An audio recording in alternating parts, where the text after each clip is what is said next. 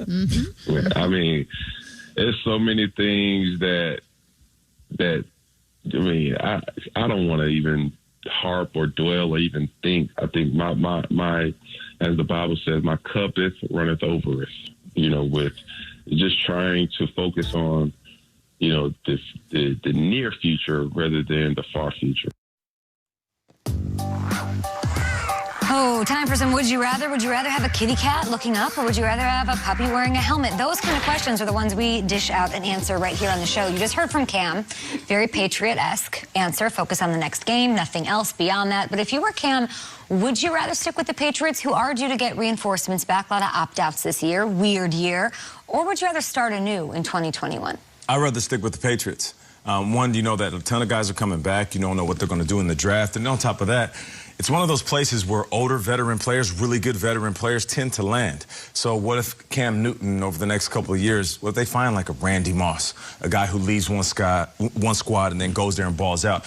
You going somewhere else is a huge question mark on the team, the chemistry, the coaching, even the legacy of some of these squads. If you're with the Patriots, you know you have a chance, at least a chance to be one of the best teams in the business. I feel like if you start anew, you're probably going to a team that has a young quarterback that they just drafted that they're going to be grooming, and you might be just a placeholder. I don't know if that's the case with the Patriots. I don't know if Stidham's the guy or if they plan on drafting a quarterback.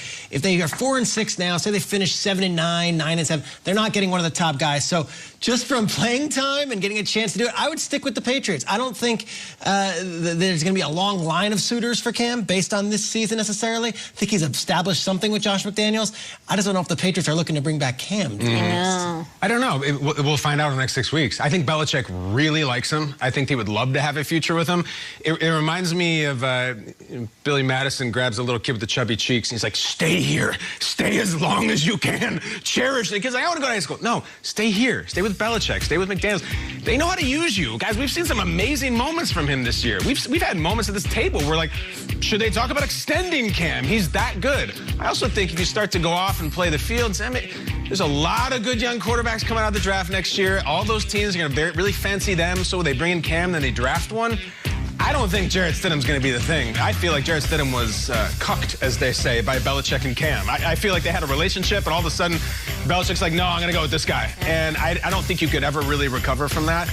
New England's not pretty right now, but it's a great company and a great coach. I can't see him leaving. Do you think this is an anomaly this year? I mean, let's be honest. Before COVID, before Cam came down with it, and before Stephon Gilmore hasn't been on the field, this team was on a different trajectory. Yeah, and I think if you take Dante Hightower and Patrick Chung and put them back on this team, that could be a win. That could be 2 wins. I think they'll get those guys back. They'll add people. This is a terrible year for New England and a historic year, but I don't think it's the end of the empire. There's a lot to build off of. I think so. In New England. Okay, and they have that guy, Bill. Bucks lose at home to the Rams. Last night, they did not, in fact, have Bill Belichick down there. No. Bro, man. Yeah, it's just a bad read, and, you know, Cam was running up the seam, and just at the last second, saw the safety coming over and just, you know, popped it over Cam's head. So just a bad read, bad throw, decision, everything. On a night like this, how disappointed are you in yourself? Absolutely, yeah. I think that's a good word, disappointed, and I have to do a better job. Absolutely. Oh, everybody's disappointed. You know, we played a game that we just didn't make quite enough plays to win. Nobody's heads down. We got a big one coming up next week. So we know where we stand, and next game's even bigger. These Buccaneers are 1-3 in prime time this season. The next game for Tampa Bay is the Chiefs. That one is on Sunday. It's not going to get much easier for them from here. Do the Bucs look like a team that can compete down the stretch in the NFC? I call them Katy Perry hot and cold. What do you think? They go up and down, and they've got all these fancy names. I think they're living a teenage dream right now. They might be in a They can use a firework. Honestly, I want to see them roar. We can just do the entire let's go. greatest hits if we want. They're picking daisies, but I would say this. I don't know that one. The new hit. New Katy Perry, that's where it's at. Nate. Nate, you go. My microphone. Yeah. Go ahead, Nate. I don't know what was going on with that one. It's cool, though. No, you're watching Cat in the Hat. You're too busy watching radio Cat hits Hat. right there. Daisy Dukes, bikini on top. Katy Perry. Let me bring it back to football. Please. Oh, please, Nate. We welcome that. When it comes to this team, I'm looking at this game yesterday. They lose by 3 points, and Tom Brady has those uncharacteristic turnovers. Now, I'm not going to sit here and say, oh, it's just Tom Brady. You got to take care of the ball. He lost the game. No, let's give credit to the Rams. They won the game. They beat them fair and square, and the defense put pressure on Tom Brady from the jump. But can they fix that? Can Tom Brady fix that? Is Tom Brady going to come out and throw another two interceptions next week? I don't believe so.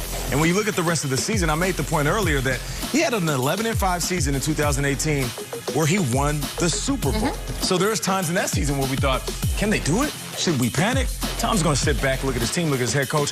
We're good to go. Now, you mentioned KC. Tough game. I'm pretty sure everybody's going to say it's going to be KC's game to lose. Then after that, you play the Falcons twice. You got the Lions. So the rest of the schedule looks like it is in favor of the Buccaneers, not only correcting their mistakes, but catching a rhythm in a heater. Tom Brady, throughout his career. Can they win, stringing together 3 playoff wins to get to, are they a Super Bowl contender? Because they dismantled Super Bowl or compete in the playoffs? Because the original question is compete in the playoffs. I believe they can. Now, win a Super Bowl, if they catch a rhythm and they win out, say they get a big win in KC, and then they beat the rest of the teams they face the rest of the season, Tom Brady, when he has momentum going to the playoffs, is dangerous. When he doesn't, like we saw in his last year with the Pats, it's a whole different ballgame. Yeah, I don't even know if they need to beat Kansas City. My whole thing is the NFC it's not great. Like, right. We are known as a show to sometimes jump on some bandwagons, and I feel like I've jumped on quite a few this year and then been told, you know what, maybe we shouldn't be on this bandwagon. Too soon? Packers, Seahawks, Cardinals last week. I was wearing, Cardinals red and like, oh, Kyler, they lost to the Seahawks. Peter, we're getting fired up about the Vikings last week. We were trying. The NFC is the cat in the hat of conferences. It is. It is. Just wait until I get on my Giants podium if the Giants win again this week. Oh, the places you'll go, Peter. Exactly. That's my point. To the Buccaneers, hey, we get to a playoffs. You guys 6-time Super Bowl champions. They don't look good. Yeah. Last night they did not look good. Brady did not look great. Yeah. The offense, for all these fun, dazzling offenses, theirs is not one of them. Bruce Arians is a quarterback whisperer, and Byron Leftwich is getting head coaching talk.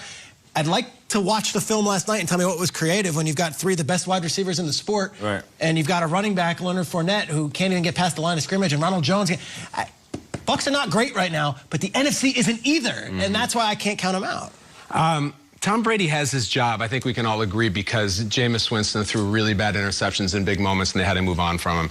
Brady threw a couple last night, including one to end the game bitterly and disappointingly. And he walked right off the field and didn't shake Jared Goff's hand. I'm not going to be on a sportsmanship soapbox. I'm not wired that way. But I would like to know what's going on here, because it's a really bad look when the other quarterback is sitting there shaking your teammates' hands, clearly loitering around waiting for you. It's a bad look for Brady. It's a bad look for the Bucs. I think it's a bad look for the league. I'm never going to be the guy who says, what are we supposed to tell our kids? No, we know what to tell our kids. We point at that and say it's Bush League. Don't do that. It's a very clear message. Sit there next to your son and be like, see what Tom Brady's doing? Never do that. It's a terrible look. And I don't know, he said afterwards he's disappointed.